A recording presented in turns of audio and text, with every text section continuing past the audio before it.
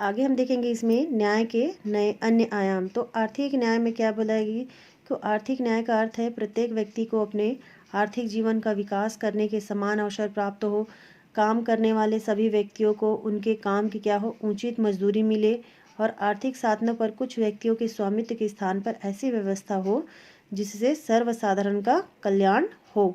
दूसरे शब्दों में आर्थिक न्याय का अर्थ आर्थिक असमानताओं की अनुपस्थिति और आर्थिक शोषण से क्या है वो मुक्ति है।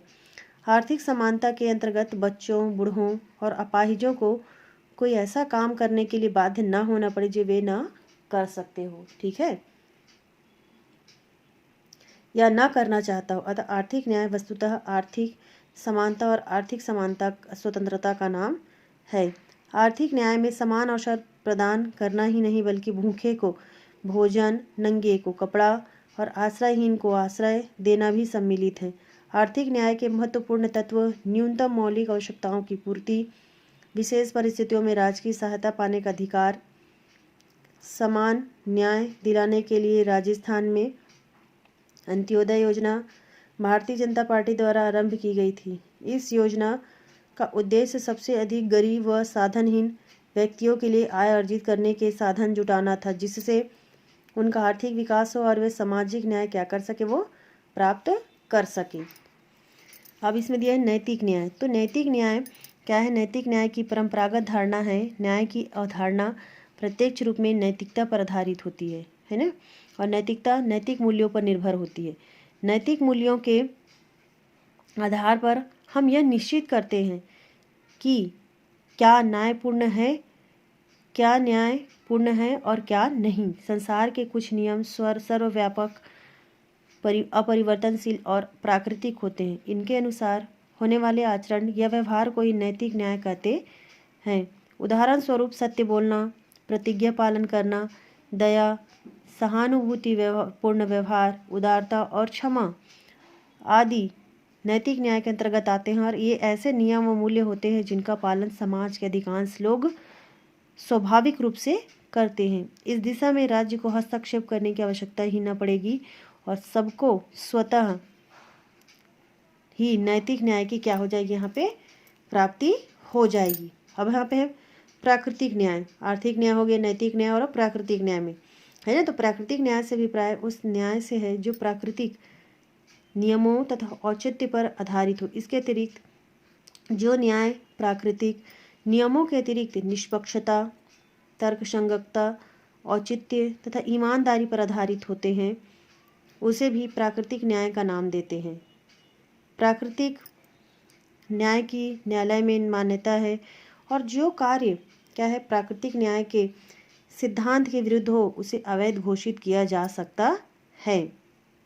इसी प्रकार यदि किसी व्यक्ति को अपना पक्ष प्रस्तुत करने का अवसर दिए बिना कोई दंड दे दिया जाता है तो उसे प्राकृतिक न्याय के सिद्धांत के विरुद्ध कहकर न्यायालय क्या कर सकता है, रद्द कर देते हैं, है ना। अब इसमें दिया राजनीतिक न्याय। तो राजतंत्रीय शासन प्रणाली में एक व्यक्ति कुलीन तंत्र में कुछ व्यक्ति तथा लोकतंत्रीय शासन में अधिकांश व्यक्ति भाग लेते हैं।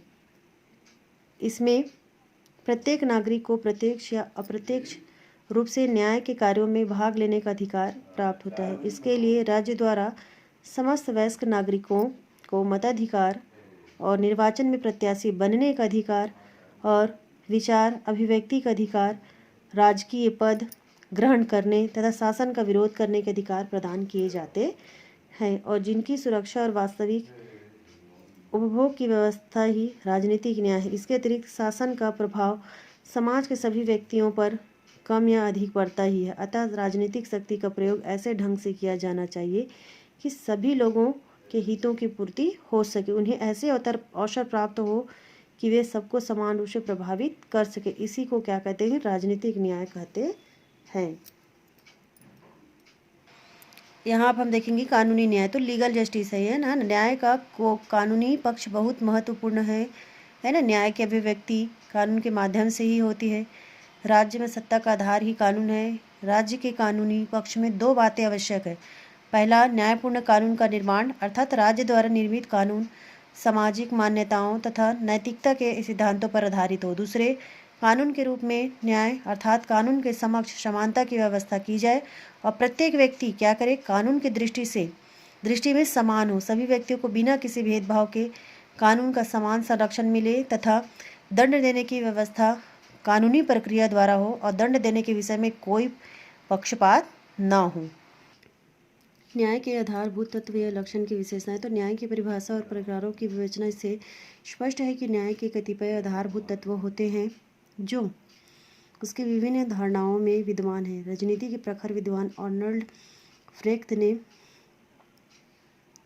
न्याय के 5 आधारभूत तत्वों का उल्लेख किया जो निम्नलिखित है। पहले इसमें दिया सत्य, ट्रूथ।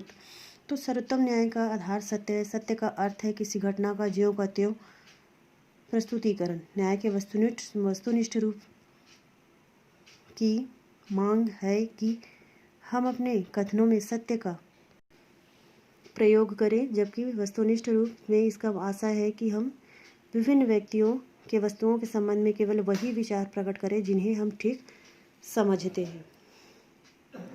दूसरा है कानून के समक्ष समानता। तो कानून की दृष्टि में सभी व्यक्ति, चाहे वह किसी धर्म, भाषा, रंग, लिंग आदि के हो, समान होते हैं। दूसरे शब्दों में कानून के समक्ष सभी नागरिक समान होते हैं और किसी भी व्यक्ति के विशेषाधिकार का विरोध कानून के समक्ष समानता है। इससे सभी नागरिकों को अपने व्यक्तित्व के विकास के समान अवसरों की प्राप्ति होती है। तीसरा इसमें स्वतंत्रता। तो स्वतंत्रता का अभाव में न्याय का कोई मूल्य नहीं है।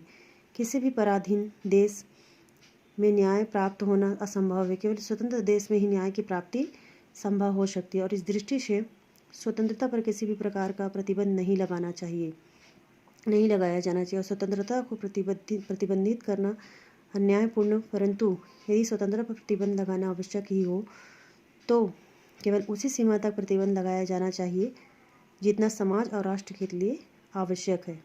चौथा इसमें दिए तो मूल्यों की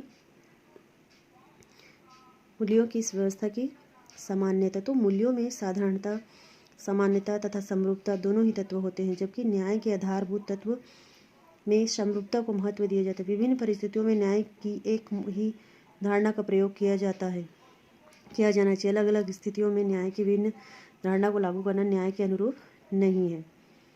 पांचवें इसमें तो प्रकृति की अनिवार्यताओं के प्रति सम्मान। तो इसका अर्थ यह है कि ऐसे कार्य जो व्यक्ति की सामर्थ्य के बाहर है ना, जो वो कर नहीं सकते, बाहर ही प्रकृति की ओर से व्यक्ति के लिए संभव नहीं है, उन्हें करने के लिए विवश न करना न्याय है। और यदि किसी व्यक्ति को ऐसा करने के लिए विवश किया जाता है तो यह अन्याय होगा। उदाहरण के लिए किसी अत्यंत वृद्ध या अपंग या अंधे व्यक्ति को अत्यधिक भार ढोने के लिए विवश करना अन्याय है, परंतु एक सक्षम व्यक्ति के लिए यह आवश्यक है कि वह क्या करे, श्रम करे।